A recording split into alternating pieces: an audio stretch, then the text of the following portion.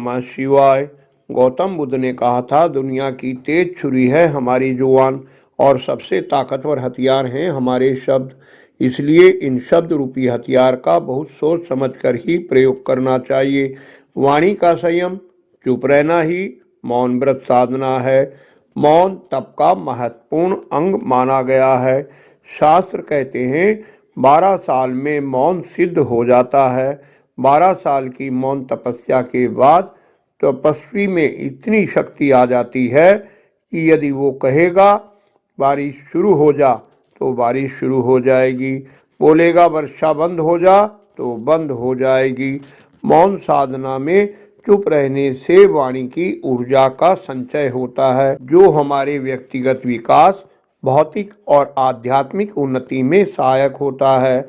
इसलिए मौन व्रत बहुत प्रभावशाली साधना है। जो मौन नहीं रहता, अनावश्यक बोले गए शब्द उसकी प्राण शक्ति को सोख लेते हैं।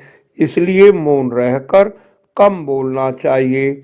मौन व्रत के बहुत अधिक फायदे हैं। मौन रहने से जीवन की 50% से अधिक समस्याओं का समाधान हो सकता है। मौन रहकर अनावश्यक विवादों से बचा जा सकता है। तनाव और डिप्रेशन नहीं होता। वाणी को विश्राम देने से मानसिक शक्ति बढ़ती है। आप असीम शांति और आनंद का अनुभव करते हैं। मौन रहते हुए सांस धीमी चलती है, जिससे फेफड़े मजबूत होते हैं और श्वास संबंधी बीमारियां नहीं होती।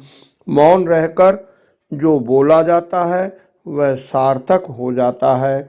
मौन रहने से जीवन में सकारात्मक बदलाव आते हैं। मन के विकार दूर होते हैं। हमारा चित्त शांत रहता है, जिसके कारण हमारा स्वास्थ्य अच्छा रहता है। मौन रहकर आप सत्य की रक्षा कर पाते हैं। सत्य बोलने वाले से ईश्वर बहुत प्रेम करते हैं, इसलिए आप ईश्वर की कृपा पाते हैं। जो लोग ये शिकायत करते हैं कि भजन में उनका मन नहीं लगता, उन्हें मौन रहने का अभ्यास करना चाहिए। मन को भजन में लगाने के लिए मौन कवच रूप है। कम बोलकर, सोच समझकर बोलकर आप सबका मन जीत लेते हैं। समाज में आपकी प्रतिष्ठा बढ़ती है। वाणी संयम से मन की एकाग्रता बढ़ती है। आपकी स्मरण शक्ति, मेधा शक्ति बढ़ती है। जो विचार आपको पुस्तक में नहीं मिलेंगे, वो आपके हृदय से स्वतः ही स्फुरित होने लगेंगे। एक प्रसिद्ध जापानी बौद्ध भिक्षु का प्रसंग सुनकर आप हैरान रह जाएंगे। जापान में प्रसिद्ध बौद्ध भिक्षु हुए हैं रिजाई। एक समय एक राजकुमार उनके पास आया और बोला, प्रिय भिक्षुक, मेरे पास जीवन की सारी सुख सुविधाएं हैं, फिर भी मैं बहुत तनाव में, परेशान, दुखी और निराश रहता हूँ। आप मेरी सहायता कर इस समस्या का हल कर सकते हैं? रिजाई ने कहा, हाँ, लेकिन इसके लिए तुम्हें 10 दिन तक मेरे आश्रम में साधारण व्यक्ति की तरह और मौन रहना होगा। राजकुमार सहमत हो गया। पहले दिन उसे बहुत बेचैनी हुई। उसने खुद को असहज और परेशान महसूस किया। रात होते होते उसे अपने भीतर अजीब सी प्रसन्नता का एहसास होने लगा। दूसरे दिन उसे प्रकृति बहुत प्रिय लगी।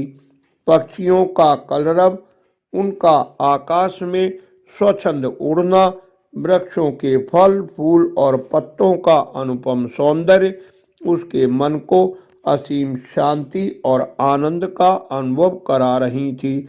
इस प्रकार 7 दिन बीत गए। उसे बहुत अधिक शांति का एहसास होने लगा। 8वें दिन उसके नेत्र अपने आप बंद हो गए। वह समाधि में चला गया। 9वें और 10वें दिन भी इसी प्रकार हुआ। 10 दिन बाद राजकुमार बौद्ध भिक्षुक रिजाई के चरणों पर गिर पड़े और वह एक नई ऊर्जा प्रसन्नता और आनंद का अनुभव कर रहे थे, जो मौन साधना से मिला था। चमत्कारिक लाभ देने वाले मौन व्रत को धीरे धीरे अभ्यास में लाना चाहिए। अचानक लंबा मौन व्रत नकारात्मक प्रभाव और परेशानी पैदा कर सकता है। आप शुरुआत में आधा घंटा या 1 घंटे का समय निश्चित कर लें और शांत रहकर मौन का आनंद लें। आप इस साधना में ये समय लगाएं तो जल्दी अच्छा ध्यान लगेगा। धीरे धीरे समय बढ़ाते जाएं। मौन रहने के दौरान बहुत अधिक आवश्यक होने पर ही संकेतों से अथवा लिखकर अपनी बात कहें, लेकिन ध्यान रहे कि इससे आपको मौन का उतना लाभ नहीं मिलता, इसलिए यथासंभव इससे बचें। कुछ घंटों के मौन के बाद अधिक बोलने की इच्छा होती है, जैसे उपवास के बाद बहुत अधिक खाने की इच्छा होती है। इस अधिक बोलने पर नियंत्रण करना जरूरी है। इस प्रकार एक निश्चित अंतराल तक अपनी वाणी को विश्राम देकर आप अपने जीवन में चमत्कारिक लाभ प्राप्त कर सकते हैं, भौतिक और आध्यात्मिक उन्नति के शिखर पर पहुंच सकते हैं।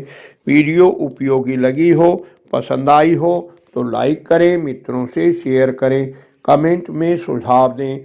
चैनल को सब्सक्राइब कर निरंतर जुड़े रहें। धन्यवाद। आपका कल्याण हो।